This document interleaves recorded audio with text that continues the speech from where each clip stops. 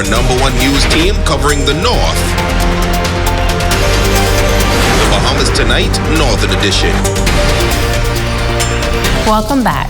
This is Teachers Appreciation Week at the St. George's High School, and educators at that institution received a warm welcome yesterday as they entered into the school gates. Although health protocols dictate the wearing of masks, officials at the school say they are not masking their appreciation for their teachers who are doing an exceptional job. Vice Principal Melissa Cooper says they are pulling out all of the stops to celebrate this week. Well, this morning, our teachers were greeted with Mr. Ricardo Major. I'm sure most persons know him. And Mr. Ricardo Major came and he serenaded the teachers. And as they walked in, we were able to shower them with, expressions of love. And we would have given them a continental pack, a 5-star continental pack. Tomorrow, we are going to say cheese because we have Sandbasket who will come and we will have a photo booth set up. And so our teachers are able to come in. They'll have props. They're able to take some photos, as many photos as they want, just to remember this week. On Wednesday, we have a very special day. We're going to be giving all of them a little token because they are the key to our student success. And throughout the day, on the hour, every hour, we're going to do a raffle. And so one teacher will walk away with a lovely gift at the end of that hour. On Thursday, when the teachers would come in, we would have a sweet treat at lunchtime. Courtesy of Frank's, where we're partnering with them. So they will come, we will pay out some monies, but they're going to come and they'll be able to get a sweet treat for that day, kind of to cool them off as well, but just to let them know how sweet they are and how they are such awesome teachers. And then on Friday evening, we're going to have a sip and paint over in our gym. So we are so excited to celebrate our teachers. Our students love them, we love them. St. George's High teachers truly rock. She adds that she feels that teachers are the bedrock of society and it is important to recognize them. When you look at every profession or every professional became who they are because of a teacher. Wherever we are in our lives, it's because of a teacher. Someone poured into our life. And so when you look at our students being successful, yeah, we have some students who are really, really brilliant, but our teachers go that extra mile to just push them along. And so that's why I say the teachers are the key to our student success. They go the extra mile. Some do morning classes like 7 a.m. Some do evening classes, whatever it takes just to get our students to learn and be the best. A student of Tabernacle Baptist Christian Academy accomplishing an amazing feat, as she is being recognized as the student with the best BJC results on this northern island for the year 2020. The institute sustained major structural damage during Hurricane Dorian, and many schools had to resort to virtual learning due to the global pandemic. But the conditions did not affect this top scholar. Rumiko Knoll stopped by the institute to talk to this incredible student. Health science, general science, math, Bible, English, and Spanish. Those are the subjects that a student at Tabernacle Baptist received all A's in when she sat her BJCs in 2020. Quiet, but very academically sound is how Principal of Tabernacle Baptist Christian Academy, Ashnell Bean, describes Hazel Taylor, a student of the Institute who sat her BJC exams in 2020 and passed 6 of them with flying colors. I think that is an awesome feat for her because most of the time she was not in a classroom setting. She was at home in front of a computer trying to be taught virtually. And as you know, the virtual teaching was a bit of a challenge for a lot of students. But for this 8th grader at the time, it was a breeze. It wasn't hard because I had God by my side and I trusted in Him. When asked how did she prepare for the BJC exams, she says, I set a schedule in place. I followed by the schedule day by day. I didn't go too overboard with learning my schoolwork. But I kept the content schedule and I had my mom by my side. Now, while it is an outstanding accomplishment, the principal says it is not uncommon for the institute. We've had students that not just with the BJCs, the BGCSEs were recognized for their outstanding performance in those exams. And we had our head boy at this time and our deputy head boy. They were also invited to Nassau before this COVID situation because of their outstanding accomplishments in their A major feeding program is getting ready to embark on one of its biggest projects to date. Over the past 13 months, Keepers Prayer Watch 5.0, along with the help of partners, have distributed more than 2,500 bags of grocery, 2,100 food vouchers, served over 2,000 hot meals, and assisted many ministries along with non-profit organizations in the Bahamas with their feeding programs. Next week, the Nassau-based program will be on the island of Bimini. Rumiko Knowles has more. Keepers Prayer Watch 5.0 is a prayer group based in Nassau, which began a year ago at the start of the pandemic. The group met 3 days out of the week for intercession. One of its leaders, Pastor Delton Ellis, says during one of the meetings he told members that it's time to be a blessing to others. Since then, we have been feeding people in Nassau, in Grand Bahama, in the United States. And then, of course, we had an opportunity to send some stuff into Honduras.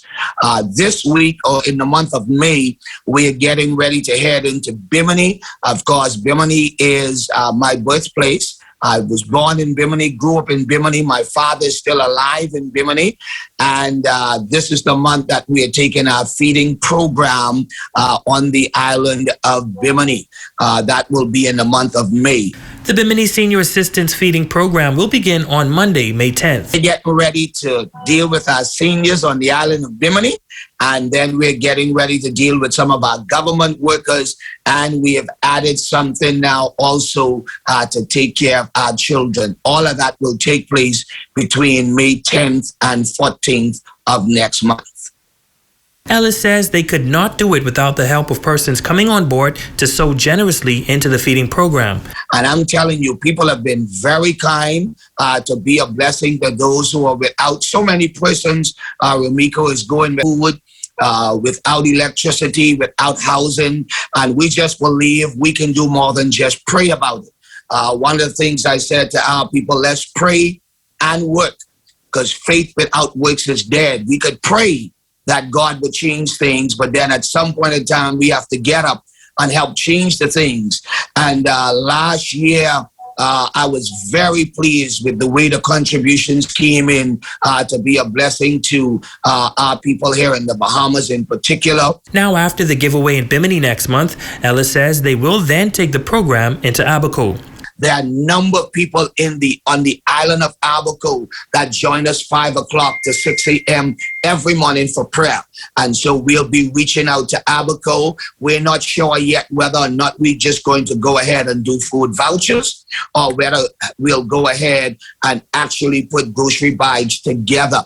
We're still working through that plan, but we do know for a fact that we want to take care of at least 150 people on the island of Abaco. And to persons that would like to contribute to the program, Ellis says he can be reached at deltonellis@gmail.com or contacted at 457-0849. Rumiko Knowles, ZNS Network News. Well, that's a check on news, but of course, our Jay Philippe has your sports update.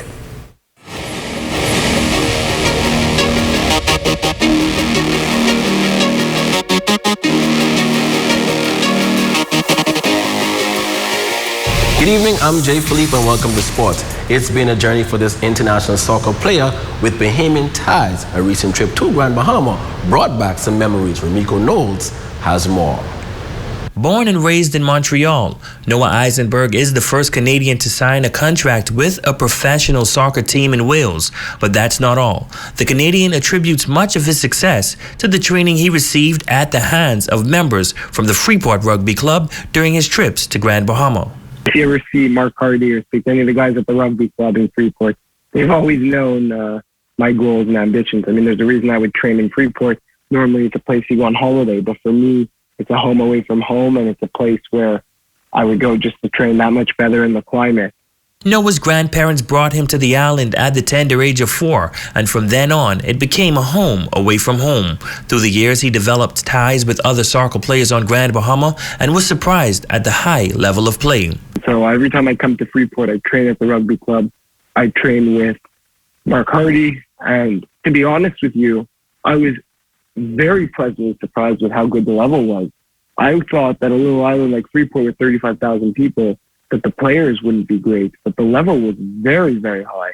So I was very happy for that. And that's why I want all these Bahamians to know that if they do aspire to play at the next level, there are opportunities. Of course, it's harder from an island with limited resources and limited scouting and limited things like that.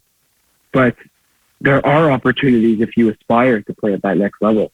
And as he moves up in his career, Eisenberg wants to give players on the island hope that they too can still find golden opportunities within the sport. He leaves this advice. And I think the biggest advice I could give is surround yourself with positive people and keep going.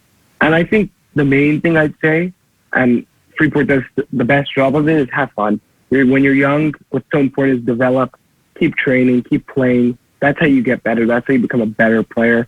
And I could say that I've never had a bad time at the rugby club in Freeport. So I know they do a good job with that. Ramiko Knowles, ZNS Total Sports. Switching gears now, scores from Week 2 of Little League Baseball at the Emera Baseball Park.